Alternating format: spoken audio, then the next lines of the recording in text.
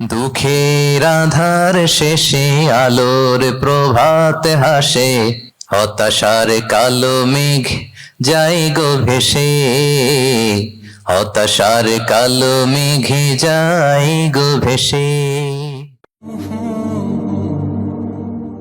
আসসালামু আলাইকুম ওয়া রাহমাতুল্লাহি ওয়া বারাকাতুহু। নাহমাদুহু ওয়া নুসাল্লি আলা রাসূলিহিল কারীম। আম্মা বা'দু ফাআউযু বিল্লাহি মিনাশ শাইতানির রাজীম। বিসমিল্লাহির রাহমানির রাহিম।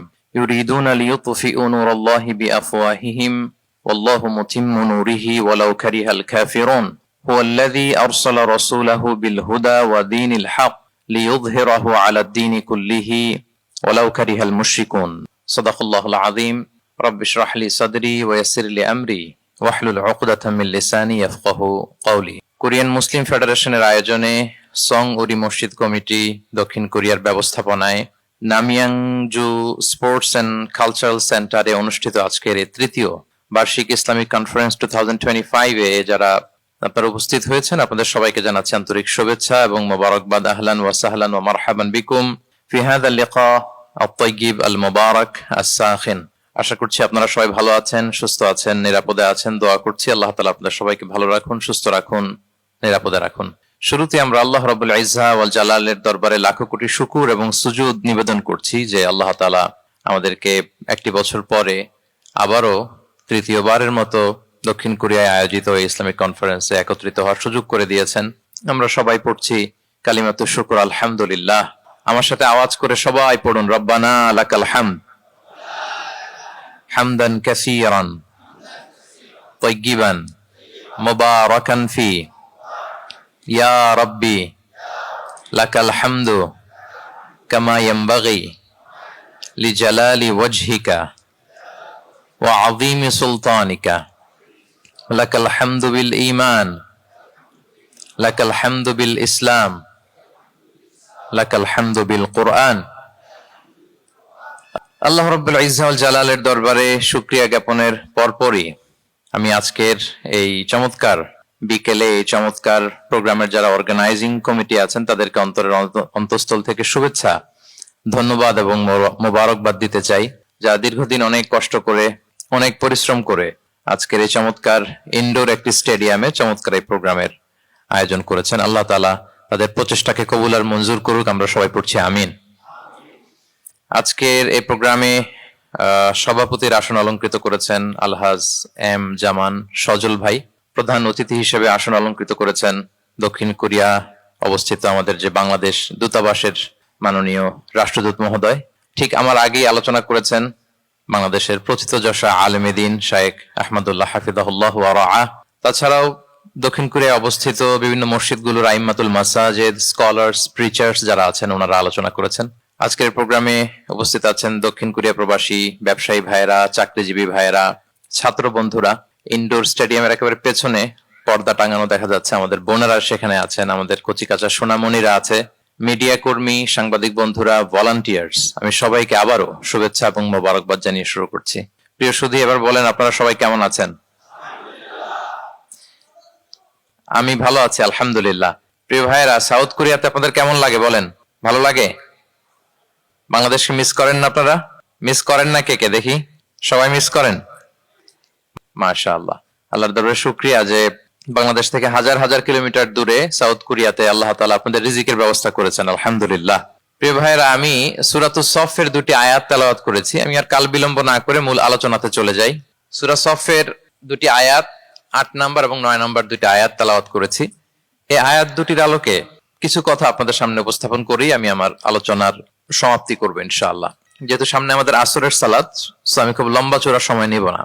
আয়াত দুটিতে আল্লাহ তাআলা বলছেন যে যারা ইসলামকে পছন্দ করে না, যারা ইসলাম বিরোধী শক্তি, যারা ইসলামের ধ্বংস চায়, তারা চায় তাদের মুখের ফুৎকারে ইসলামের আলোকে তারা নিভিয়ে দিবে। কিন্তু আল্লাহর ফয়সালা হচ্ছে আল্লাহ তার দ্বীনকে, দ্বীনের জ্যোতিকে পূর্ণরূপে বিকশিত করবেন, যদিও এটা কাফেররা অপছন্দ করে। সুবহানাল্লাহ। এবং তিনি আল্লাহ তাআলা রাসূলকে প্রেরণ করেছেন হেদায়েত দিয়ে আর সত্য ধর্ম দিয়ে, দ্বীনে হক দিয়ে, যাতে করে মানব রচিত যত ধর্ম আছে, মতবাদ আছে, সবকিছুর কবর রচনা করে এগুলোর উপরে আল্লাহ তাআলা দ্বীন ইসলামকে বিজয়ী করতে পারেন, যদিও এটা মুশরিকদের কাছে খুব অসহনীয়। তাহলে এই আয়াত দুটি থেকে আমরা বুঝতে পারলাম যে ইসলামের বিজয় অবশ্যম্ভাবী এই পৃথিবীতে। ইসলামের বিজয়, অগ্রগতি, অগ্রযাত্রা কেউ ঠেকিয়ে রাখতে পারবে না। কিন্তু ইসলাম বিরোধীরা চায় ইসলামের অগ্রযাত্রাকে তারা নিভিয়ে দিবে, ইসলামের জ্যোতিকে মুখের ফুৎকারে নিভিয়ে দিবে। আওয়াজ করে বলেন তো, কাফিররা, ইসলাম বিরোধীরা মুখের ফুৎকারে আল্লাহর এই দিনের জ্যোতি বা আলোকে কি কখনো নিভাতে পারবে? বলেন, কশিনকালেও পারবে না। তারা নানা ষড়যন্ত্র করে, তারা নানা ধরনের চক্রান্ত করে, কুটকৌশল করে, আমাদেরকে আমাদের ভূমি থেকে উচ্ছেদ করে, আমাদের ভূখণ্ডে বোমা নিক্ষেপ করে, নানা ধরনের ষড়যন্ত্রের ছক এঁকে আমাদের নওজওয়ানদেরকে শহীদ করে, গ্লোবাল স্মুথ ফ্লোটিলার মতো নৌবহরকে আটকে দিয়ে ওরা ভাবে যে ওরা ইসলামের বিজয়কে ঠেকায় ফেলবে। আসলে কি পারবে? না। আল্লাহ বলেন, আমি ইসলামের জ্যোতিকে পূর্ণরূপে বিকশিত করবো। আল্লাহু আকবার। এটাকে কেউ ঠেকাতে পারবে না। তাহলে ইসলামের বিজয় অবশ্যম্ভাবী। এটা হচ্ছে আজকের আমার আলোচনার টপিক, যে ইসলামের বিজয় এটা অবশ্যম্ভাবী, অ্যাবসলিউটলি অ্যাবসলিউট, এটা হবেই, এটাকে কেউ ঠেকাতে পারবে না। ওয়াদাটা কার বলেন তো? সবাই একটু আওয়াজ করে বলুন, ওয়াদা কার? এটা আল্লাহর ওয়াদা, যে আল্লাহ তাআলা তার জমিনে তার দিনকে তিনি বিজয়ী করবেন, ডমিনেন্ট করবেন, পাওয়ারফুল করবেন। পৃথিবীর কোন শক্তি ইসলামের এই বিজয়কে, অগ্রযাত্রাকে আটকাতে পারবে না। ইসলামের বিজয় সুনিশ্চিত। ইসলাম বিজয়ী হবেই, আপনাকে নিয়ে বা আপনাকে ছাড়া, আমাকে নিয়ে কিংবা আমাকে ছাড়া। আই রিপিট, আমি আবারও বলছি, ইসলামের বিজয় হবেই হবে, আপনাকে সহ বা আপনাকে ছাড়া, আমাকে সহ বা আমাকে ছাড়া, বিজয় হবেই। সো আমি যদি এই মহাবিজয়ের একটা অংশীজন হতে পারি, এটা আমার জন্য লাখ। কি বলেন? এই বিজয়ের পার্ট যদি আমি হতে পারি, এই ভিক্টরির একটা পার্ট যদি, অংশ যদি হতে পারি, তো এটা আমার জন্য ব্লেসিংস, আমার সৌভাগ্য। ঠিক কিনা বলেন? এখন বলেন, আমরা সেই সৌভাগ্যের অধিকারী হতে চাই কি চাই না? হতে চাই না সবাই? আল্লাহ তাআলা কবুল করুক, আমরা পড়ি আমিন। তাহলে আল্লাহর ওয়াদা, ইসলামের বিজয় হবেই হবে, সুনিশ্চিত, কোনো সন্দেহ নাই। কেউ এই বিজয়কে ঠেকাতে পারবে না। ইসলামের বিজয় হবে, আমাকে নিয়ে বা আমাকে ছাড়া, আপনাকে নিয়ে বা আপনাকে ছাড়া, বিজয় হবেই। তবে আমরা যদি লেগে থাকতে পারি, এটা আমাদের জন্য সৌভাগ্যের। এবং আমরা যদি দেখি, আল্লাহ রাসূল সাল্লাল্লাহু আলাইহি ওয়া আলিহি ওয়াসাল্লাম তিনিও এরকম ভবিষ্যৎবাণী তিনি করে গিয়েছেন যে ইসলামের বিজয় অবশ্যম্ভাবী। মুসনাদ আহমদ ইবনে হাম্বলের হাদিস তিনি বলেন, লা ইয়াবলুগান্না হাযাল আমরু মা বালাগাল লাইলু ওয়ান নাহার ওয়া লা ইয়াতরুকুল্লাহু বাইতা ওয়াবার ওয়া লা মাদার ইল্লা আদখালাহুল্লাহু হাযা দ্বীন। এই দিন ইসলাম, এই লা ইলাহা ইল্লাল্লাহর বাণী পৌঁছে যাবে গোটা বিশ্বব্যাপী। যেখানে দিন হয়, রাত হয়, দিন রাত্রির আবর্তন পৃথিবীর যেখানে ঘটে, সেখানেই কালেমার বাণীকে পৌঁছে দিবে কে? এই পৃথিবীতে এমন কোন কাঁচা পাকা ঘর থাকবে না যে এই ঘরে লা ইলাহার বাণী পৌঁছাবে না। সুবহানাল্লাহ। পৃথিবীতে এমন কোন জায়গা থাকবে না, এটা হোক মরুভূমি, হোক জঙ্গল, হতে পারে পাহাড়, হতে পারে কোনো আদিবাসী নৃগোষ্ঠী থাকে, পৃথিবীর এমন কোন জায়গা থাকবে না যেখানে লা ইলাহার বাণী পৌঁছাবে না। পৌঁছে যাবে। সহিহ মুসলিমের আরেক বর্ণনায় আল্লাহ রাসূল সাল্লাল্লাহু আলাইহি ওয়া আলিহি ওয়াসাল্লাম তিনি বলেন, ইন্নাল্লাহা যাওয়ালি আল আরবা ফারাআইতু মাশারিকাহা ওয়া মাগারিবাহা ওয়া ইন্না মুলকা উম্মতি সায়াবলুগু মা যুবিয়া লি মিনহা। তিনি বলেন, আল্লাহ তাআলা গোটা বিশ্বটাকে ছোট করে একটা রেপ্লিকা বানিয়ে আমার চোখের সামনে তুলে ধরেছেন। আমি পৃথিবীর প্রাচ্য পাশ্চাত্য সবটুকুন দেখেছি, আর আমি যদ্দূর দেখেছি ঠিক তদ্দূর কালেমার বাণী পৌঁছে যাবে। সুবহানাল্লাহ পড়বেন না? তার মানে গোটা বিশ্বব্যাপী ইসলামের সুমহান বাণীকে পৌঁছে দিবে কে? আল্লাহ পৌঁছে দিবেন। আল্লাহর ওয়াদা আর নবী আলাইহিস সালামের ভবিষ্যৎবাণী। তো ইসলামের এই বিজয়ের অংশী যেন আমরা হতে পারি, আল্লাহ আমাদেরকে তৌফিক দান করুক। আপনি যদি বর্তমান পৃথিবীর দিকে তাকান, তাহলে দেখবেন যে ইসলামের বিরুদ্ধে এত ষড়যন্ত্র, এত কনস্পাইরেসি, এত অত্যাচার, অপারেশন, এত কিছুর পরেও ইসলাম হচ্ছে world's fastest growing religion right now. পৃথিবীর সবচাইতে গ্রোয়িং রিলিজিয়ন হচ্ছে ইসলাম, সবচাইতে। আপনি দেখেন, জরিপ চালিয়ে একটু খোঁজ খবর নিয়ে দেখেন, সারা ওয়ার্ল্ডে দ্য ফাস্টেস্ট গ্রোয়িং রিলিজিয়ন হচ্ছে ইসলাম। সবচাইতে বাড়ন্ত যেই ধর্মের ভেতরে মানুষ বানের পানির মতো প্রবেশ করছে, সেই ধর্মটার নাম কি? ইসলাম। মানুষ প্রবেশ করছে বানের পানির মতো। আপনি পশ্চিমা বিশ্বে দেখেন, প্রতি জুমাবারে অনেক অমুসলিম, নন মুসলিম, ইহুদি, খ্রিস্টান, এইথিস্ট, সংশয়বাদী, অ্যান্টাগনিস্ট, তারা এসে শাহাদা বাণী পড়ে মুসলমান হয়ে যাচ্ছে প্রতি জুমাবার। নারী পুরুষ নির্বিশেষে, আস্তিক নাস্তিক নির্বিশেষে প্রতি জুমাবারে তারা এসে শাহাদা পড়ে মুসলমান হয়ে যাচ্ছে। এটা তো মসজিদের খবর। রাস্তাঘাটেও আমাদের পশ্চিমা বিশ্বের দায়ীরা রাস্তার মধ্যেও দাওয়াতি কাজ করে, আলহামদুলিল্লাহ। এটাকে স্ট্রিট দাওয়া বলে। এই যে এরকম টেবিল নিয়ে বসে কোরআনের ট্রান্সলেশন নিয়ে, কিছু ইসলামের সহজ সরল বই নিয়ে তারা নন মুসলিমদের সাথে ইসলাম নিয়ে কথা বলে। আর ওরা খুব ফ্রেন্ডলি মানুষের সাথে মেশে কথা বলে, ফলে ইজিলি তাদেরকে অ্যাপ্রোচ করা যায়। তো তাদেরকে অনেকে জিজ্ঞেস করে যে তোমার ধর্ম কি, তোমার বাবার ধর্ম কি, what do you think about life after death, মৃত্যুর পরের জীবন নিয়ে তোমার ভাবনা কি, তোমার দাদা কোথায় গেল, তোমার বাবা কোথায়, তো চলে গেছে, তুমিও কোথায় যাবা। এইভাবে যখন জিজ্ঞেস করে নন মুসলিমদেরকে, তাদেরকে যখন ভাবাতে ভাবাতে ভাবাতে ভাবাতে ইসলামের বাণীগুলো যখন তাদের সামনে পেশ করে, তারা যখন কনভিন্সড হয়, অনেক ক্রিশ্চিয়ান, অনেক জুইশ, অনেক নন মুসলিম ওই রাস্তার ওই দাওয়া কাজের মধ্যে, স্ট্রিট দাওয়াতে ওইখানেই ঘোষণা দেয় আশহাদু আল্লা ইলাহা ইল্লাল্লাহ ওয়া আশহাদু আন্না মুহাম্মাদান আবদুহু ওয়া রাসূলুহু। রাস্তায় আধা ঘন্টা দাওয়া কাজের মধ্যেই ওরা কনভিন্সড হয়ে মুসলমান হয়ে যায়। ওয়ার্ল্ডস ফাস্টেস্ট গ্রোয়িং রিলিজিয়ন, গোটা বিশ্বব্যাপী এভাবে ইসলামকে আল্লাহ তাআলা ছড়িয়ে দিচ্ছেন, গোটা বিশ্বব্যাপী ছড়ায় যাচ্ছে। কেউ এর অগ্রগতিকে থামায় রাখতে পারবে না, অসম্ভব। দেন কোশ্চেন হচ্ছে, এত এত ধর্ম থাকতে, এত এত ডক্ট্রিন থাকতে, মতভেদ থাকতে ইসলামের গ্রোথ এত বেশি কেন? গোটা বিশ্বতে দেখি মুসলমানরা মার খায়, ফিলিস্তিনে মার খাচ্ছে, আরাকানে মার খাচ্ছে, কাশ্মীরে মার খাচ্ছে, সব জায়গায় আমরা অপ্রেসড। তারপরেও মানুষের এত অ্যাট্রাকশন কেন ইসলামের প্রতি? ইসলাম থেকে তো মানুষ ভয়ে ভাগার কথা ছিল। ইসলামোফোব যেভাবে তারা ডিজাইন করেছে ওয়ার্ল্ড ওয়াইড, ইসলামের ব্যাপারে একটা ভীতি যেভাবে আন্তর্জাতিক ভাবে ছড়িয়ে দেওয়া হয়েছে, এখন তো ইসলাম থেকে দূরে যাওয়ার কথা ছিল, কি বলেন? কিন্তু তার বিপরীতে বানের পানির মতো মানুষ ইসলাম ধর্মে ঢুকছে, লা ইলাহা পড়ে তারা সৌভাগ্যবান হচ্ছে। এর কারণটাকে আজকে আমরা এই কারণটা উদ্ধার করবার চেষ্টা করবো, যে কেন হওয়ার কথা ছিল ইসলামের কথা শুনলে মানুষ ভয় পাবে না, সে নন মুসলিমরাই ইসলামের সুশীতল সুমহান বাণীর নিচে আশ্রয় নিচ্ছে। এর কারণটা কি? এই কারণগুলো আজকে আমরা বলবো। যে সমস্ত কারণে ইসলামের এই জয় জয়কার, যে সমস্ত কারণে অমুসলিমরা ইসলামের প্রতি অ্যাট্রাক্টেড হচ্ছে, যে সমস্ত কারণে মানুষ অন্য ধর্ম ছেড়ে মুসলিম হওয়ার জন্য পাগল পাড়া, এই কারণগুলো আজকে আমরা একটু অ্যানালাইসিস করব। এর মধ্যে এক নাম্বার কারণ হচ্ছে, আমার সুপ্রিয় দক্ষিণ কোরিয়া প্রবাসী ভাইয়েরা, এক নাম্বার কারণ হচ্ছে ইসলাম বা ইসলামী যে মতবাদ, এটা হচ্ছে ভেরি ন্যাচারাল। আমাদের ধর্মটা হচ্ছে ভেরি ন্যাচারাল রিলিজিয়ন। এটা খুবই স্বভাবজাত, খুবই স্বভাবজাত, রুচিসম্মত আর কি, পরিবেশ সম্মত, স্বাস্থ্যসম্মত, রুচিসম্মত, স্বভাবজাত। এটা মানতে, শুনতে, বুঝতে খুব সহজ, এটা আমাদের জীবনের সাথে খুব যায়। আরবিতে এটাকে বলে দিনুল ফিতরা। কি বলে? দিনুল ফিতরা, মানে এটা ফিতরাতের ধর্ম। এই ধর্মের উপরই মানুষকে আল্লাহ তাআলা তৈরি করেছেন। এটা যখন সুন্দরভাবে কারোর সামনে প্রেজেন্ট করা হয়, এটা তার কাছে এলিয়েন মনে হয় না, বরং বেশ আপন মনে হয়। এর কারণ হচ্ছে রুহের জগতে আমরা এরকম একটা কনফারেন্সে জয়েন করেছিলাম। সাইয়েদনা আদম আলাইহিস সালামের পৃষ্ঠদেশ থেকে যারা আমরা বনি আদম হয়ে পৃথিবীতে আসবো, তাদের রুহগুলোকে একত্রিত করে আল্লাহ এরকম একটা কনফারেন্সে কভেনেন্ট করেছিলেন, চুক্তি। তিনি আমাদের জিজ্ঞেস করেছিলেন যে আলাস্তু বিরাব্বিকুম, আমি কি তোমাদের রব নই? আমরা তখন স্বীকারোক্তি দিয়ে এসেছিলাম, আমরা বলেছিলাম ক্বালু বালা শাহিদিনা, হ্যাঁ আপনি আমাদের রব। তার মানে রুহের জগতেই আমরা আমাদের রবকে চিনে এসেছি, ইসলামকে চিনে এসেছি রুহের জগতেই। ফলে দুনিয়াতে যখন কেউ সুন্দর করে কোনো অমুসলিমের সামনে ইসলামকে পেশ করে, প্রেজেন্ট করে, তার কাছে ইসলামকে বড্ড চেনা চেনা লাগে, ইসলামকে বড্ড আপন আপন লাগে। কারণ ইসলাম তার কাছে নতুন না, সে তো অনেক আগে ইসলামের সাথে পরিচিত হয়ে এসেছে।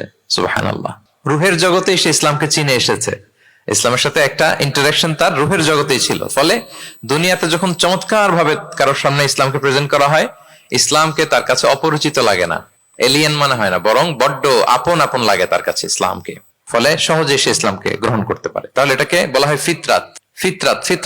ফিতরাতাল্লাহিল্লাতী ফাতারান নাস আলাইহা লা তাবদীলা লিখালকিল্লাহ। আল্লাহর প্রকৃতির অনুসরণ করো। আল্লাহ বলেন যে প্রকৃতির উপর আল্লাহ তাআলা মানুষকে বানিয়েছেন, আল্লাহর সৃষ্টি কাঠামোতে কোনো পরিবর্তন নেই। তাহলে সবাই এই ফিতরাত ইসলামের উপরই জন্মায়। অন্য হাদিসে আল্লাহ রাসূল সাল্লাল্লাহু আলাইহি ওয়াসাল্লাম বলেন যে মা মিন মাউলুদিন ইল্লা ইউলাদু আলাল ফিতরাহ ফাআবাওয়াহু ইউহাউবিদানিহি আও ইউনাসসিরানিহি আও ইউমাজ্জিসানিহি। মানে সব মানুষ ইসলামের উপর জন্মায়, পরে তার মা বাবারা হয়তো তাকে ইহুদি বানায় বা হিন্দু বানায় বা অগ্নি উপাসক বানায়, কিন্তু তার আসল ধর্ম হচ্ছে ইসলাম। আওয়াজ করে বলেন তো, আসল ধর্ম কি? আসল ধর্ম ইসলাম। সে ফিতরাতের উপর জন্মগ্রহণ করেছে, এমনিতেই বাই ডিফল্ট তার মনটা ইসলামের দিকে টানে। এই পৃথিবীতে যা কিছু ভালো, যা কিছু কল্যাণকর, যা কিছু আমাদের সাথে খাপ খায়, সুইট করে, সহজে সুইটেবল হয়, এটাই ফিতরাত। এটাই কি? ফিতরাত। তো সব মানুষ ফিতরাতের উপর জন্মেছে, ইসলামের উপর জন্মেছে। মেরাজের রাতে রাসূল সাল্লাল্লাহু আলাইহি ওয়াসাল্লামকে দুইটা পেয়ালা দেয়া হয়েছে। তিনি বললেন উতি চুবি ইনা আইন, আমাকে জিব্রাইল আলাইহিস সালাম দুইটা বাটি দিল বা পেয়ালা দিল, ফি আহাদিহিমা লাবান ওয়া ফিল আখারি খামর, এর একটার মধ্যে ছিল দুধ আর একটা মদ, আমি দেখতে পাচ্ছিলাম না কোনটাই কি। আমাকে যখন দেয়া হলো ফা আখাযতুল লাবান, আমি দুধের বাটি নিলাম। তখন জিবরিল আলাইহিস সালাম বললেন আসাবতাল ফিতরা, আপনি ফিতরাতটাই নিয়েছেন, মানে যেটা ভালো ওইটাই নিয়েছেন, যেটা আপনার সাথে সুইট করে ওইটাই নিয়েছেন। সুবহানাল্লাহ পড়েন। তাহলে ইসলাম হচ্ছে দ্বীনুল ফিতরা, এটা ফিতরাতি ধর্ম, এটা অতিরিক্ত চাপিয়ে দেয়া না, এটাই আমাদের ধর্ম। এজন্য ইসলামকে প্রেজেন্ট করলে আমাদের সামনে সুন্দরভাবে, এটা আমাদের কাছে অস্বাভাবিক মনে হয় না, খুবই স্বাভাবিক মনে হয়, ভেরি ন্যাচারাল মনে হয় ইসলামকে আমাদের কাছে। এটা হচ্ছে ফিতরাতের ধর্ম। এই কারণে অমুসলিমরা ইসলামের প্রতি আকৃষ্ট হচ্ছে, কারণ ইসলাম মানা, ইসলাম বোঝা, ইসলামকে প্র্যাকটিস করা মানুষের জন্য সহজ। এটা স্বভাবজাত ধর্ম, তার এটা ভেরি ন্যাচারাল, প্রাকৃতিক, রুচিসম্মত, স্বভাবসম্মত। এজন্য ইসলামের প্রতি মানুষ আকৃষ্ট হয়। এই পয়েন্টটাকে সবাই বুঝতে পেরেছেন? দ্বীনুল ফিতরা বুঝতে পেরেছেন সবাই?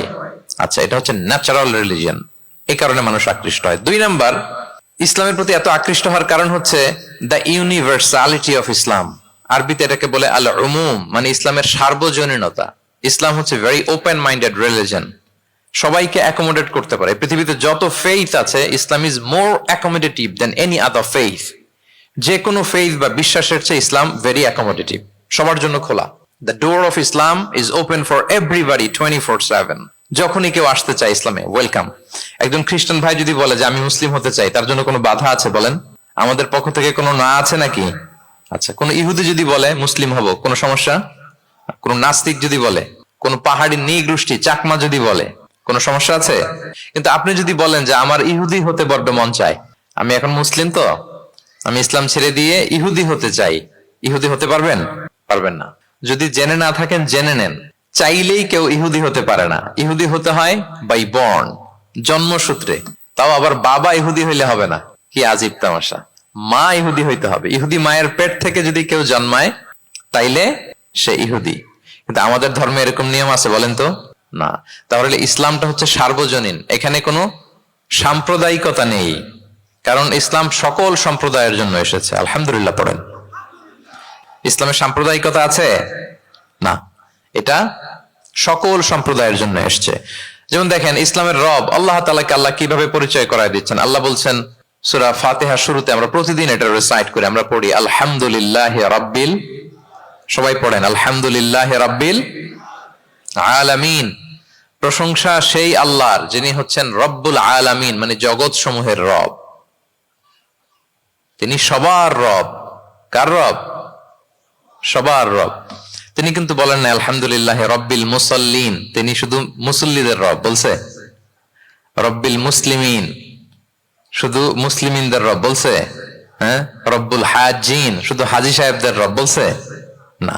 তিনি কি বলছেন? রব্বিল আলামিন। তাহলে তিনি গোটা জগতের রব, সবার রব তিনি। ইসলামের দরজা সবার জন্য খোলা। দ্য ইউনিভার্সালিটি অফ ইসলাম, যে আপনাদেরকে বুঝাচ্ছি, আল উমুম। খেয়াল করে দেখেন যে আল্লাহ যখন নিজের পরিচয় দিচ্ছেন, তিনি বলছেন আমি সবার রব। তিনি কার রব? তিনি সবার রব। আলহামদুলিল্লাহ রাব্বিল আলামিন। এবং রাসূলুল্লাহ সাল্লাল্লাহু আলাইহি ওয়া আলিহি ওয়াসাল্লামের পরিচয় যখন আল্লাহ তাআলা করায় দিচ্ছেন, তখন আল্লাহ বলছেন ওয়ামা আরসালনাকা ইল্লা রাহমাতাল লিল আলামিন, I have sent you as a mercy for all the worlds. নবী হে, আপনি গোটা বিশ্বের সবার জন্য রহমত। সুবহানাল্লাহ। আল্লাহ বলছে যে শুধু মুসলমানদের জন্য রহমত? কথা বলেন। শুধু আরবদের জন্য রহমত? শুধু সাদা চামড়ার মানুষদের জন্য রহমত? শুধু পুরুষদের জন্য রহমত? রহমত কাদের জন্য বলেন তো দেখি, বুঝে থাকলে। আল্লাহর হাবিব সাল্লাল্লাহু আলাইহি ওয়াসাল্লাম কাদের জন্য রহমত বলেন তো সবাই? সবার জন্য রহমত। দেখেন ইউনিভার্সালিটি অফ ইসলাম, ইসলাম যে সবার জন্য। আচ্ছা, আল্লাহ সবার, রাসূলও সবার। এবার ইসলামের কিতাব কোরআনের দিকে যদি খেয়াল করি, কোরআনের পরিচয় দিতে যে আল্লাহ তাআলা বলেছেন ইন হুয়া ইল্লা যিকরা লিল আলামিন, নিশ্চয়ই কোরআনটা হচ্ছে জগৎবাসীর জন্য যিকরা, উপদেশ, রিমাইন্ডার। তাহলে কোরআনও সবার জন্য নাকি শুধু আমাদের? প্রিয় ভাইরা, কোরআন কি শুধু আমাদের বই? না, এটা হিন্দু ভাইদেরও বই, এটা নাস্তিকদেরও বই, এটা বুদ্ধিস্টদেরও বই, তাদের হেদায়েতের কথাও এখানে আছে। এটা সবার বই, এটার ওনারশিপ সবার, এটা আমাদের সবার। তাহলে দেখেন, আমাদের রব সবার, আমাদের রাসূল সবার, আমাদের কিতাব সবার। তাহলে ইসলামে কোনো সংকীর্ণতা নেই, ইসলামে কোনো সাম্প্রদায়িকতা নেই, কোনো সম্প্রদায়ের জন্য ইসলাম আসেনি, ইসলাম এসেছে সবার জন্য। আলহামদুলিল্লাহ পড়েন। তাহলে দ্য ইউনিভার্সালিটি অফ ইসলাম, এটা ক্লিয়ার না সবার কাছে? বুঝতে পেরেছেন? তাহলে কেন ইসলাম দ্য ফাস্টেস্ট গ্রোয়িং রিলিজিয়ন, গোটা বিশ্বে সবচাইতে বেশি গ্রো হচ্ছে ইসলামের? দুইটা কারণ বলে ফেলেছি। এক নাম্বার কি ছিল বলেন তো, মনে আছে কিনা কারো দেখি? Very natural religion. কে বলছে ন্যাচারাল? দেখি, এই মাশাআল্লাহ। কি উনি শুধু বুঝলো নাকি, আর বাকিরা বললেন না? যে এক নাম্বার কি ছিল? ন্যাচারাল। ইসলাম হচ্ছে ভেরি ন্যাচারাল রিলিজিয়ন, স্বভাবজাত, প্রাকৃতিক ধর্ম। আমাদের মনের সাথে, প্রকৃতির সাথে খাপ খায় না এরকম কোনো আইন বিধান ইসলামে নাই। গেল। দুই নাম্বার কি বললাম? জোরে, সার্বজনীন। সার্বজনীন ধর্ম, সবার। এটা কোন নির্দিষ্ট গোষ্ঠী, কোন সম্প্রদায়ের জন্য ইসলাম আসে নাই। আচ্ছা, তিন নাম্বার হচ্ছে ফ্লেক্সিবিলিটি। ইসলাম অনেক ফ্লেক্সিবল একটা রিলিজিয়ন। আরবিতে এটাকে বলে আত-তাইসির, মানে ইসলামে কাঠিন্যতা নেই, ইসলামের বিধানগুলো সহজ। বলেন, ইসলামের বিধান মানতে আপনাদের কঠিন লাগে? আল্লাহ বলেন, ইউরিদুল্লাহু বিকুমুল ইউসরা ওয়ালা ইউরিদু বিকুমুল উসর। আল্লাহ তোমাদের জন্য সহজ চান, কঠিন চান না। আল্লাহ কি চায়? সবাই বলুন। আল্লাহ সহজ চায়, আল্লাহ কঠিন চায় না। আমরা অনেক সময় কঠিন করে দিনকে উপস্থাপন করি, জটিল করে দিনকে উপস্থাপন করি। ওমা জাআলা আলাইকুম ফিদ-দীনি মিন হারাজ। আল্লাহ তাআলা দিনে কোনো জটিলতা রাখেননি, কিন্তু আমরা খুব কঠিন করে উপস্থাপন করি। আল্লাহ বারবার বলেছেন সহজ সহজ সহজ। লা ইউকাল্লিফুল্লাহু নাফসান ইল্লা উসআহা। আল্লাহ সাধ্যের বাইরে কাউকে কিছু চাপিয়ে দেন না। আমাদের যদ্দূর সাধ্যে কোলায় ঠিক তদ্দূরই আল্লাহ চাপিয়ে দেন। সুবহানাল্লাহ।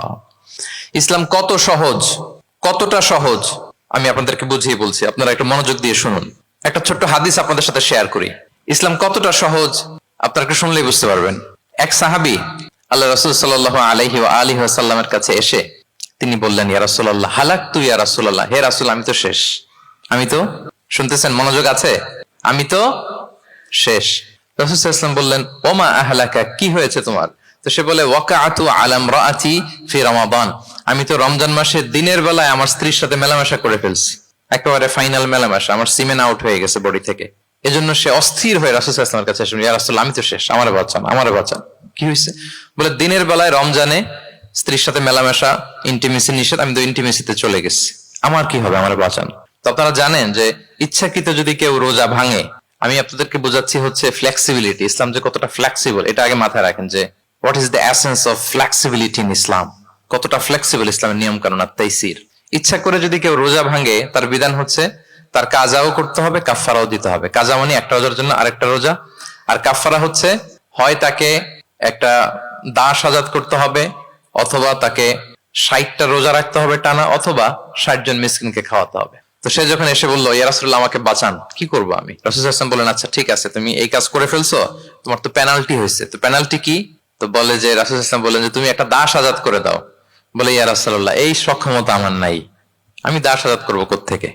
আচ্ছা, এটা পারবা না, তো তাহলে টানা 60টা রোজা রাখো কাফফারা হিসেবে। টানা 60 দিন রোজা রাখতে হবে, রমজান চলে যাওয়ার পরে 60 দিন রোজা, এটা রাখো। বলে, ইয়া রাসূলুল্লাহ এটাও পারবো না, আমি টানা 60 দিন রোজা আমি রাখতে পারবো না। আচ্ছা, এটাও যদি না পারো, তাহলে তুমি 60 জন মিসকিনকে খাবার খাইয়ে দাও। এবার সে বলে, ইয়া রাসূলুল্লাহ খাবারও খাওয়াতে পারবো না আমি, এই সামর্থ্য নাই। কি বিপদ! দাস আজাদ এটাও পারবা না, টানা 60টা রোজা এটাও পারবা না, 60 জন মিসকিনকে খাবার দিবা তাও পারবা না। তো কি আর করা, বসো, এক পাশে বসো। বসে আছেন, উনি অন্যান্য কাজ সারতেছেন। হঠাৎ এক ঝুড়ি খেজুর রাসূল সাল্লাল্লাহু আলাইহি ওয়াসাল্লামের কাছে আসলো, এক ঝুড়ি সাদাকার খেজুর। আসার পর রাসূল সাল্লাল্লাহু আলাইহি ওয়াসাল্লাম বললেন, ওই লোকটা কই যে এই কাজ করে ফেলছে? তাকে নিয়ে আসা হলো।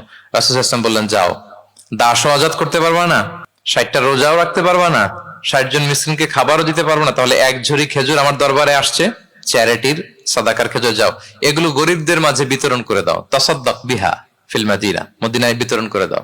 এবার সে বলে, আলা আফকারা মিন্না ইয়া রাসূলুল্লাহ, ইয়া রাসূলুল্লাহ আমার চেয়ে গরিব কাউকে দিতে হবে? রাসূল সাল্লাল্লাহু আলাইহি ওয়াসাল্লাম বললেন, হ্যাঁ গরিব কাউকে দিবা। বলতেছে, এই পুরো মদিনাতে আমার চেয়ে গরিব আর কেউ নাই। কি বিপদ! তোমার চেয়ে গরিব আর কেউ নাই? বলতেছে, আমি সবচাইতে মদিনায় গরিব। বলতেছে, তাহলে কি আর করবা, যাও তুমিই খাও, নিয়ে যাও বাসায়, তুমি আর তোমার ফ্যামিলির সবাই মিলে এটা খাও। চিন্তা করেন, আসছিল পেনাল্টি দিতে, নিয়ে গেল এক ঝুড়ি, কথা বোঝা নাই, নিয়ে গেল এক ঝুড়ি খেজুর।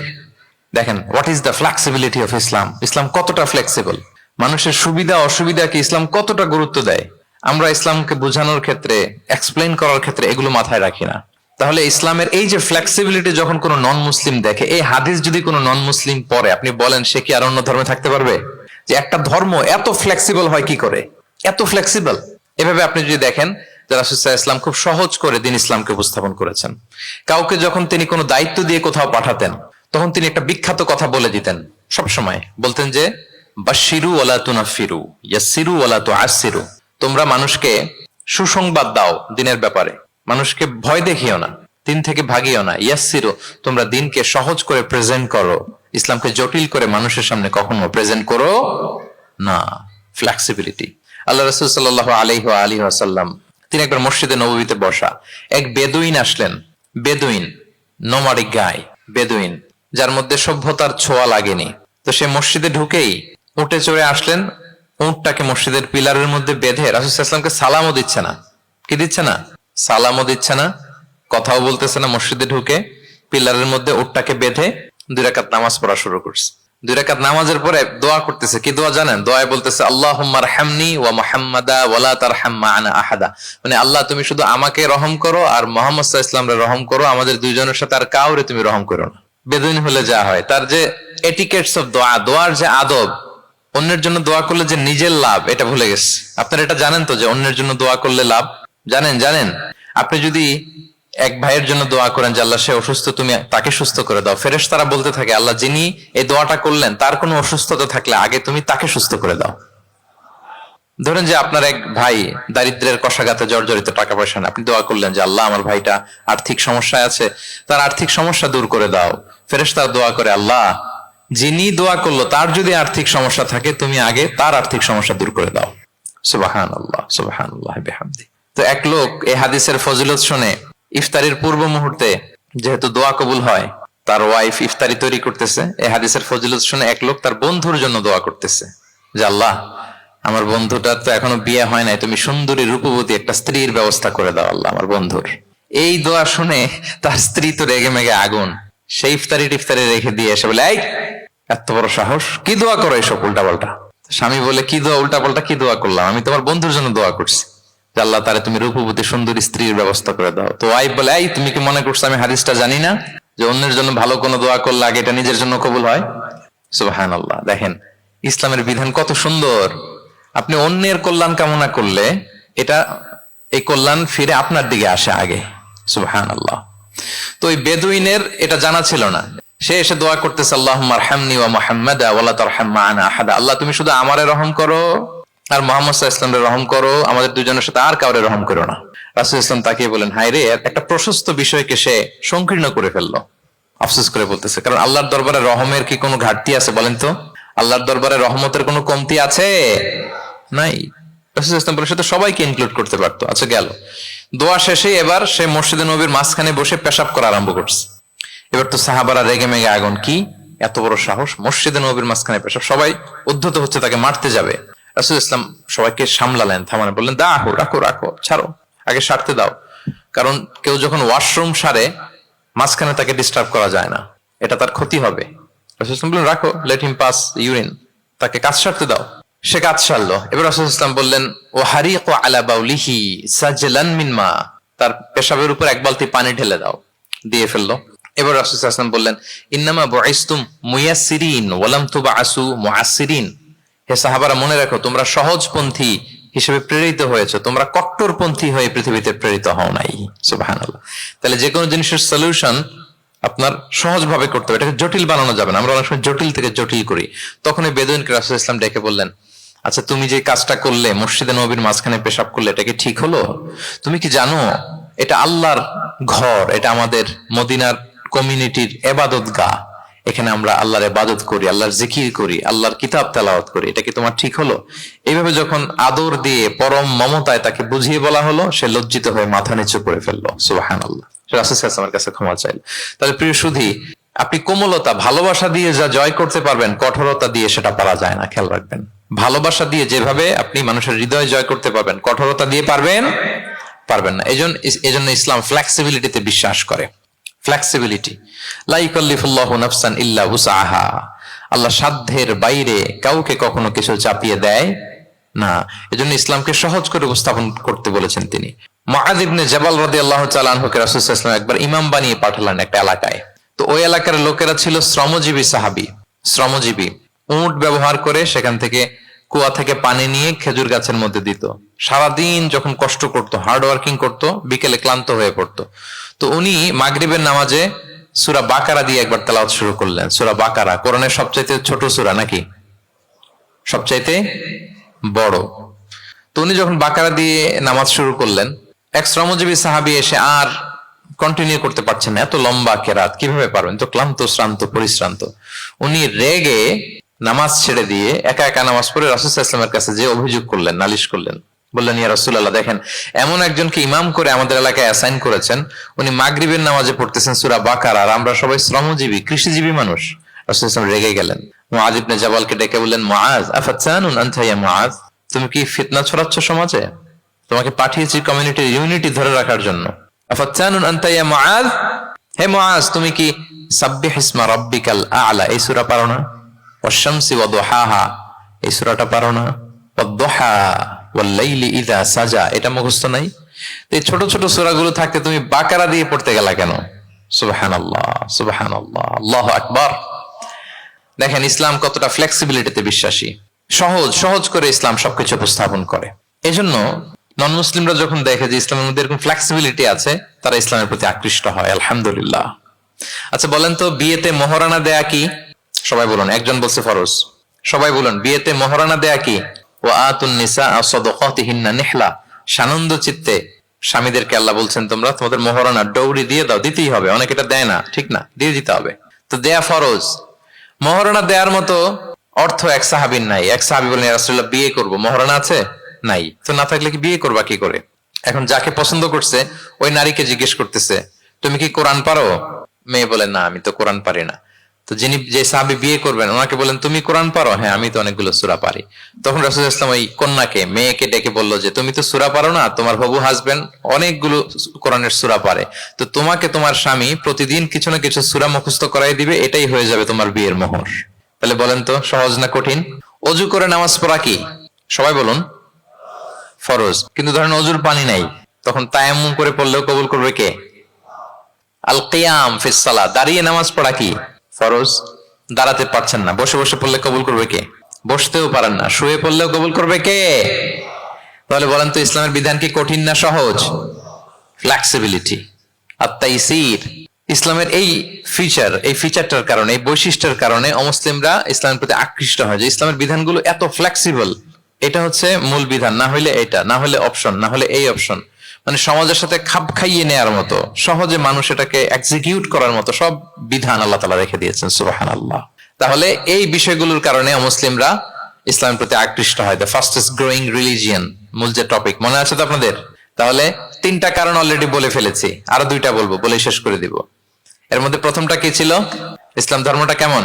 ন্যাচারাল, ভেরি ন্যাচারাল রিলিজিয়ন, দীনুল ফিতরা। 2 নম্বরে সার্বজনীন, দ্য ইউনিভার্সালিটি অফ ইসলাম, আল উমুম, এটা সবার জন্য এই ধর্মটা। 3 নম্বরে কি বললাম? ফ্লেক্সিবিলিটি। ইসলাম খুব ফ্লেক্সিবল, এটা সহজে মানা যায়, সহজে এটাকে পালন করা যায়, এজন্য অমুসলিমরা আকৃষ্ট হয়। 4 নম্বর হচ্ছে ব্যালেন্সড অ্যাপ্রোচ অফ ইসলাম। ইসলামের বিধানগুলো খুবই ব্যালেন্সড, ভারসাম্যপূর্ণ আর কি। এর মধ্যে পরিমিতি বোধ আছে, ভারসাম্য বোধ আছে, এটা ব্যালেন্সড। এই কারণে ইসলামের প্রতি মানুষ আকৃষ্ট হয়। এখানে বাড়াবাড়িও নাই, ছাড়াছাড়িও নাই, মাঝামাঝি। বাড়াবাড়িও নাই, ছাড়াছাড়িও নাই। আমার সাথে সাথে বলেন, কি নাই? বাড়াবাড়িও নাই, আর কি নাই? ছাড়াছাড়িও নাই, বরং মাঝামাঝি, ব্যালেন্সড অ্যাপ্রোচ। ইসলামের সবকিছু দেখবেন ব্যালেন্সড। وكذلك جعلناكم أمة وسطا لتكونوا شهداء على الناس ويكون الرسول عليكم شهيدا। অনুরূপ ভাবে আমি তোমাদেরকে ব্যালেন্স জাতি বা মধ্যমপন্থী জাতি হিসেবে তোমাদেরকে পৃথিবীতে প্রেরণ করেছি, যাতে করে তোমরা অন্য জাতির উপর সাক্ষী হতে পারো, আর নবী হতে পারেন তোমাদের উপর সাক্ষী। তাহলে আমাদের ধর্মটা খুবই ভারসাম্যপূর্ণ, খুবই কি ভারসাম্যপূর্ণ, বাড়াবাড়িও নাই, ছাড়াছাড়িও নাই। দেখেন বিশ্বাসীদের বৈশিষ্ট্যের কথা বলতে যে আল্লাহ তাআলা বলছেন, ওয়াল্লাযীনা ইযা আনফাকু লাম ইউসরিফু ওয়া লাম ইয়াকতুরু ওয়া কানা বাইনা যালিকা কাওয়ামা। বিশ্বাসীরা যখন দান করে, দানের ক্ষেত্রে তারা কৃপণতাও করে না, আবার অপচয়ও করে না, বরং মাঝামাঝি দান করে। বরং কি মাঝামাঝি দান। রাসূলুল্লাহ সাল্লাল্লাহু আলাইহি ওয়াসাল্লামের একটা অভ্যেস ছিল, তার কাছে কেউ কিছু চাইলে উনি না বলতে পারতেন না। কি বলতে পারতেন না? সবাই বলুন। রাসূলুল্লাহ সাল্লাল্লাহু আলাইহি ওয়াসাল্লাম কি বলতে পারতেন না? না। কেউ কিছু চাইবে আর উনি না বলবেন, এই না ওনার ডিকশনারিতে নাই, না বলতে জানতেন না। তো একবার রাসূলুল্লাহ ইসলামের মাত্র একটা মাত্র জামা, কয়টা জামা? একটা। তো এক ফরিয়া দিয়ে এসে রাসূলুল্লাহ ইসলামকে বললেন, ইয়া রাসূলুল্লাহ, আমাকে একটা জামা দিন, আমি বস্ত্রহীন। তো রহমতের নবী কি আর করবেন, যেহেতু না বলতে জানেন না, কাউকে ফিরিয়ে দিতে জানেন না, নিজের জামাটাই খুলে দিয়ে দিলেন। সুবহানাল্লাহ। এখন ওনার গায়ে তো জামা নাই, আছে? উনি জামাহীন অবস্থায় ঘরে বসে আছেন। আল্লাহ তাআলা আয়াত নাযিল করলেন, ওয়াল্লাযীনা ইযা আনফাকু লাম ইউসরিফু ওয়া লাম ইয়াকতুরু ওয়া কানা বাইনা যালিকা কাওয়ামা। বিশ্বাসীরা যখন দান করে তারা কৃপণতাও করে না, আবার বাড়াবাড়িও করে না, মাঝামাঝি থাকে, মধ্যম পন্থা।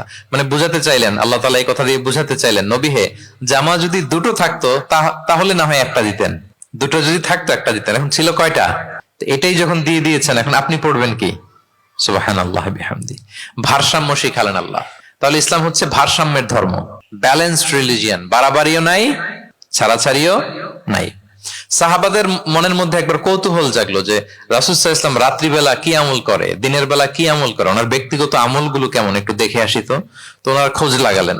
খোঁজ লাগিয়ে যা পেলেন তাদের খুব একটা মনোপুত হলো না। ওনারা ভাবলেন যে রাসূল সাল্লাল্লাহু আলাইহি ওয়াসাল্লাম হয়তো আরো বেশি আমল করেন, কিন্তু ওনাদের কাছে মনে হলো যে কিছুটা বোধহয় কমই হয়ে যাচ্ছে।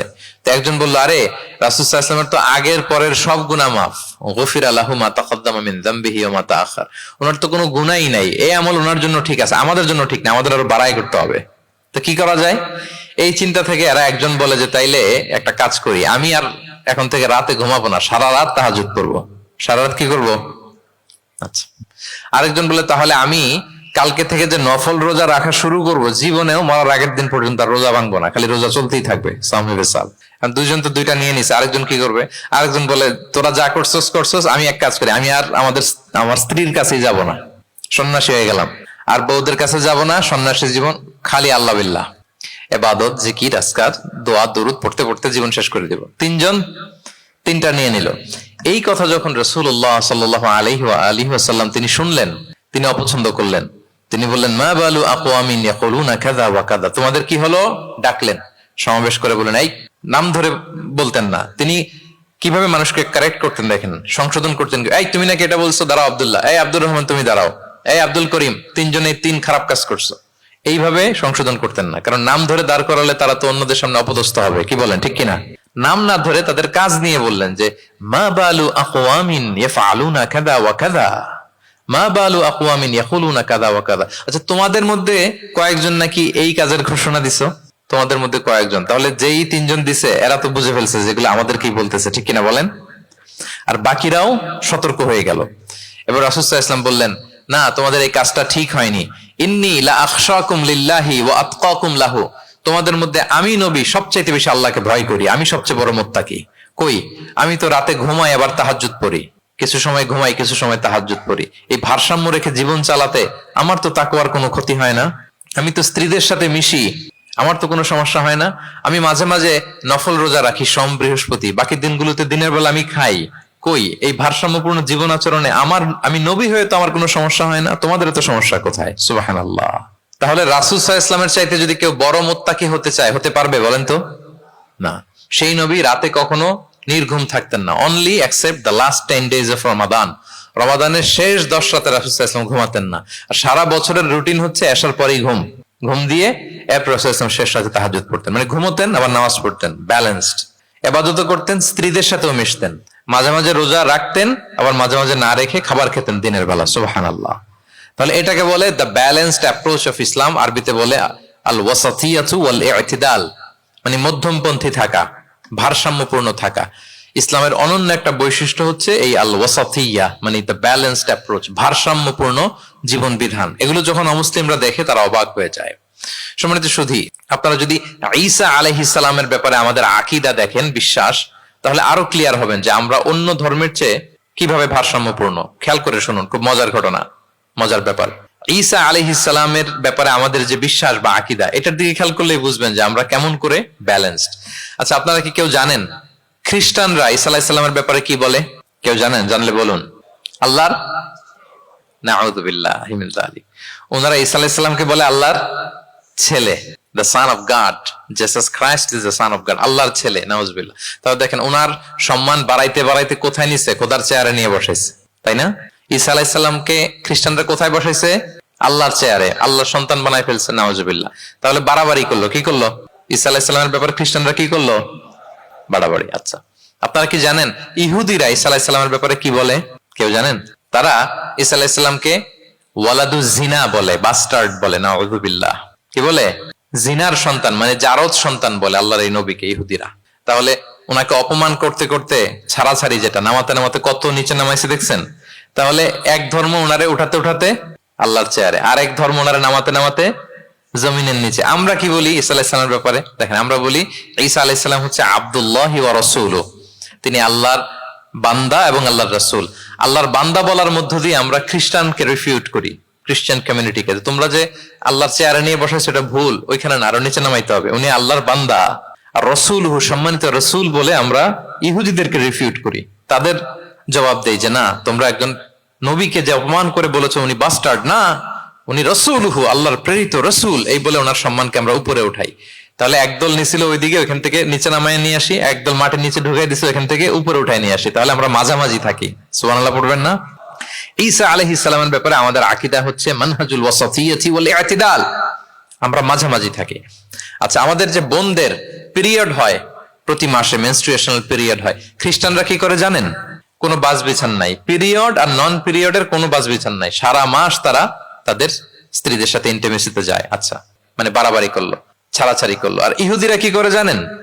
ইহুদিরা বোনদের যখন পিরিয়ড হয় স্ত্রীদের, তখন স্ত্রীদের সাথে কোনো কথাবার্তা, স্পর্শ কিছুই করে না, এদেরকে ঘর থেকে বের করে দেয়। তাদের আলাদা একটা ঘর থাকে, যে 5 দিন 7 দিন বোনদের পিরিয়ড হয়, ওই বাসায় থাকো, ওই রুমে, পিরিয়ড ভালো হয়ে যাবে, এরপর আমার এখানে আসবো। দেখেন, একদল করছে বাড়াবাড়ি, আরেক দল ছাড়াছাড়ি। কিন্তু ইসলামের কত সুমহান বিধান, কত সুমহান বিধান! পিরিয়ড চলাকালীন সব করা যাবে, কিন্তু ফাইনাল ইন্টিমেসি ছাড়া, আরবিতে যেটাকে বলে আল জিমা, এটা ছাড়া। তাহলে দেখেন, এই যে ঈসা আলাইহিস সালাম এবং এই যে বোনদের পিরিয়ডের যে বিধান, এক্ষেত্রে আমাদের ভারসাম্যপূর্ণ বিধান ফুটে ওঠে, যেটাকে বলে ব্যালেন্সড অ্যাপ্রোচ অফ ইসলাম, ইসলামের ভারসাম্যপূর্ণ বিধান। তো ইসলামের এই ব্যালেন্সড অ্যাপ্রোচ যখন অমুসলিমরা দেখে, তারা ইসলামের প্রতি আকৃষ্ট হয়ে যায়। আলহামদুলিল্লাহ। তাহলে কয়টা বললাম? 1 নম্বরে ন্যাচারাল রিলিজিয়ন, 2 নম্বরে দ্য ইউনিভার্সালিটি অফ ইসলাম, সার্বজনীন, 3 নম্বরে ফ্লেক্সিবিলিটি, তাইসির, সহজ ইসলামের বিধান, 4 নম্বরে ব্যালেন্সড অ্যাপ্রোচ, ভারসাম্যপূর্ণ, বাড়াবাড়িও নাই, ছাড়াছাড়িও নাই। 5 নম্বরে সর্বশেষ আল ইনসানিয়া, এটাকে বলে রিলিজিয়ন অফ হিউম্যানিটি, ইসলাম মানবতার ধর্ম। কিসের ধর্ম? ইসলাম মানবতার ধর্ম। যখন এটা দেখে মুসলিমরা আর ধরে রাখতে পারে না নিজেকে। সুবহানাল্লাহ। প্রত্যেক শ্রোতা বলবেন, অল অডিয়েন্স একসাথে বলেন, ইসলাম কিসের ধর্ম? মানবতার ধর্ম। মানুষকে ইসলাম সবচাইতে মর্যাদা দেয়। একবার এক ইহুদির লাশ যাচ্ছিল রাসূল সাল্লাল্লাহু আলাইহি ওয়াসাল্লামের সামনে দিয়ে, এই লাশ দেখে, ইহুদির লাশ দেখে নবী সাল্লাল্লাহু আলাইহি ওয়াসাল্লাম দাঁড়িয়ে গেলেন। সাহাবারা বললেন, ইয়া রাসূলুল্লাহ, ইন্নাহু ইয়াহুদি, আপনি দাঁড়ালেন যে, এটা তো ইহুদির লাশ। রাসূল সাল্লাল্লাহু আলাইহি ওয়াসাল্লাম বললেন, আওয়ালাইসাত নাফসান, এটা কি মানুষ না? সুবহানাল্লাহ পড়বেন না? আওয়ালাইসাত নাফসান, হোক না ইহুদি, হোক না খ্রিস্টান, হোক না মাজুসি, অগ্নি উপাসক, সে তো মানুষ। তাকে মানুষ হিসেবে কনসিডার করে তাকে সম্মান দিতে যে আমি দাঁড়িয়েছি। সুবহানাল্লাহ বিহামদি। তাহলে মানবতাকে ইসলাম গুরুত্ব দেয়, মানুষকে ইসলাম কি করে? গুরুত্ব দেয়। আল্লাহ বলেন, ওয়ালাকাদ কাররামনা বানি আদম, I have dignified the status of the sons of Adam. আমি বনি আদমের স্ট্যাটাসকে বাড়িয়েছি, মর্যাদাকে বাড়িয়েছি। মানুষ মাত্রই তার সম্মান আছে না নাই? দেখেন, আল্লাহ আমাদেরকে এত সম্মানিত করেছেন, ঈমান আনার ব্যাপারে আমাদেরকে কোনো জোর জবরদস্তি করেন নাই, স্বাধীনতা দিয়েছেন। আমরা ফ্রি টু অ্যাকসেপ্ট ইসলাম। ফামান শাআ ফালিউমিন ওয়া মান শাআ ফালিয়াকফুর, যে চাইবে ঈমান আনবে, না চাইলে সে কুফরি করবে। তবে জেনে রাখো, ঈমান আনলে ফলাফল জান্নাত, আর কুফরি করলে পরিণাম জাহান্নাম। কিন্তু জোর করবো না আমি। লা ইকরাহা ফিদ্দীন, দ্বীনে জবরদস্তি নাই, বাড়াবাড়ি নাই, নো কম্পালশন ইন ইসলাম। কাউকে ফোর্স করে আপনি জোর করে ইসলামে আনলে হবে না।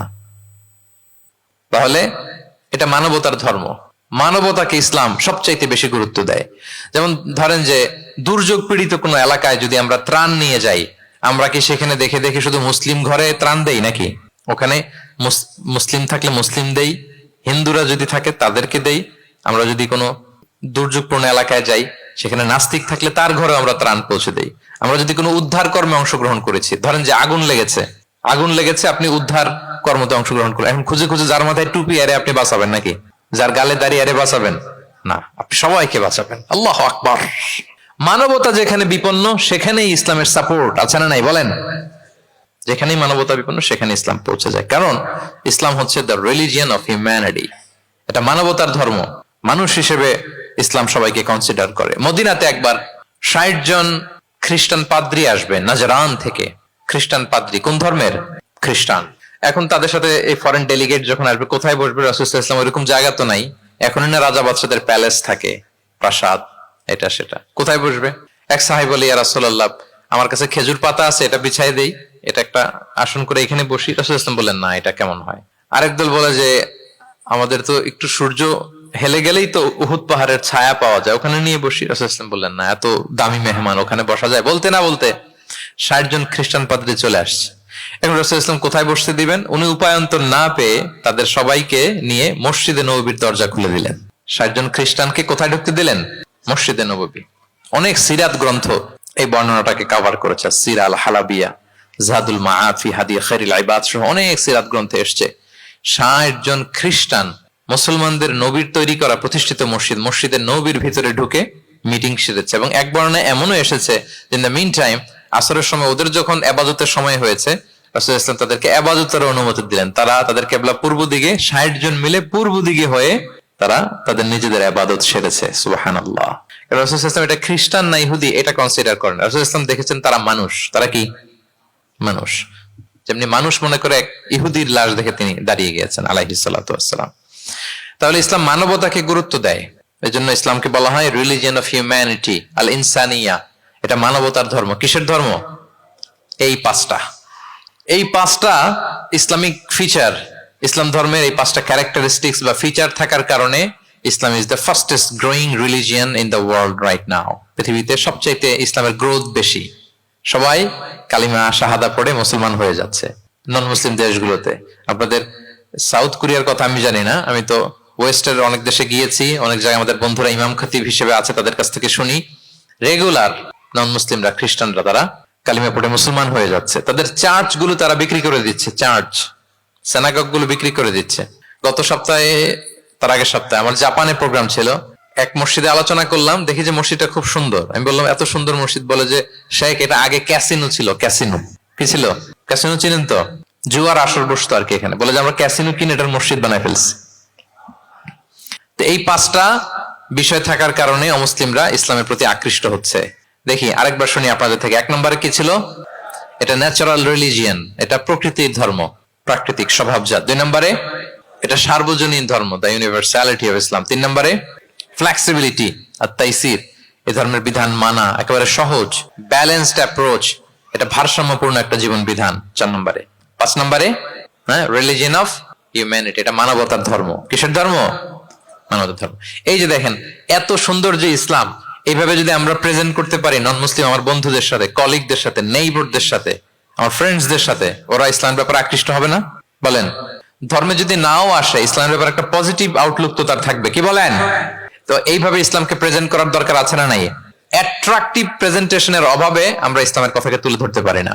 ওরা যে মতবাদ, ওদের যে ডক্ট্রিন, ওদের যে আইডিওলজি, ওদের যে চিন্তা চেতনা, এই বস্তা পচা মতবাদকে ওরা সুন্দরভাবে বিউটিফাই করে, ফান্ডিং করে, এমন প্যাট্রনেজের সাথে গোটা বিশ্বে আনে, চোখ ধাঁধানো মনে হয়। কিন্তু আমাদের প্রপার প্রেজেন্টেশনের কারণে আমরা ইসলামকে নন মুসলিম বন্ধুদের কাছে তুলে ধরতে পারি না। এজন্য আমরা অমুসলিম দেশে যারা থাকি, এটা আমাদের সবার দায়িত্ব। We all are the ambassador of Islam in a non Muslim land. প্রত্যেকে আমরা ইসলামিক অ্যাম্বাসেডর। আপনাকে দেখে ওরা ইসলামকে জাজ করবে। আপনি যদি মিথ্যা বলেন তো আপনার গালে দিবে না, বলবে মুসলমানরাই এরকম, ঠিক কিনা? আপনি লেনদেনে যদি কারচুপি করেন, বলবে মুসলমানরাই এরকম। এজন্য আপনাকে অ্যাম্বাসেডরের ভূমিকা পালন করতে হবে নন মুসলিম দেশে। এবং নন মুসলিম দেশে স্থায়ীভাবে যদি কেউ থাকতে হয়, তার দাওয়াতের নিয়তে থাকতে হবে। It's a must, I repeat. অমুসলিম দেশে ব্যবসা করতে যাবেন অস্থায়ীভাবে, ওকে। চাকরি, ওকে। চিকিৎসা পারপাস, ওকে। পড়াশোনা, ওকে। কিন্তু স্থায়ীভাবে যদি কোনো অমুসলিম দেশের পাসপোর্ট নিয়ে থাকতে হয়, স্থায়ীভাবে, of course it should be with the intention of দাওয়া, দাওয়াতে নিয়তে থাকতে হবে। যেমনটি রাসূলুল্লাহ সাল্লাল্লাহু আলাইহি ওয়াসাল্লাম সাহাবারা ইসলামের সুমহান বাণীকে প্রচার করার জন্য অমুসলিম ভূখণ্ডে ছড়িয়ে পড়েছেন। এজন্য যারা পাসপোর্ট পেয়ে গেছেন সাউথ কোরিয়ার, অথবা এদেশে আছে নাকি সিস্টেম পাসপোর্ট পাওয়ার? আছে? আচ্ছা, যারা পেয়েছেন বা প্রসেসিং এ আছেন যে আমি এই দেশের পাসপোর্ট নিব, অফকোর্স আপনার দাওয়াতি নিয়তে থাকতে হবে যে আমি ইসলামকে ছড়াই দিব, এই নিয়তে আছি, তাইলে থাকাটা বৈধ। তা না হলে অমুসলিম ভূখণ্ডে কোন মুসলিম স্থায়ীভাবে বসবাস করতে পারবে? রাসূল সাল্লাল্লাহু আলাইহি ওয়াসাল্লামের ভয়ঙ্কর ধমক আছে একটা, তিনি বলেছেন আনা বারিউন মিন কুল্লি মুসলিম ইয়ুকিমু বাইনা আযহুরিল মুশরিকিন। আমি ওই প্রত্যেক মুসলমান থেকে আমি বারি, তার কোনো দায়ভার আমার নাই যে অমুসলিম ভূখণ্ডে মুশরিকদের সাথে থাকে।